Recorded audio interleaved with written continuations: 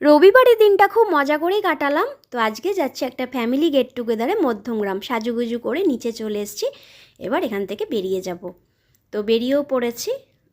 তারপর আস্তে আস্তে পৌঁছে গেলাম মধ্যমগ্রামে। আর এখানে দেখো কি মিষ্টি একটা বাচ্চা, আর ছবি তোলার জন্য আমার কোলে এসে বসেছে আর স্মাইল করছে।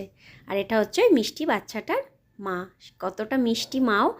আর চলে এলাম নিচে খাওয়ার জায়গায়, সবাই খেতে বসে গেছে। আর আজকের মেনু ছিল একদম ফাটাফাটি। ছিল এখানে সাদা ভাত, ঝুরি ঝুরি আলু ভাজা, লেবু, তার সাথে ছিল বাটার ফ্রাই, কাতলা মাছের কালিয়া, আর ছিল চিংড়ি মাছের মালাইকারি, আর ছিল মাটন কষা।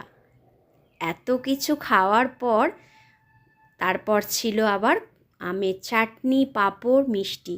এত খাওয়া হয়ে গেছে, শেষে আর মিষ্টিটা আমি খাইনি। তারপর ছিল আইসক্রিম। এইবার সব আড্ডার আসর বসেছে ননদিনীরা মিলে। তো আজকের দিনটা কিন্তু খুব মজা করে কাটালাম।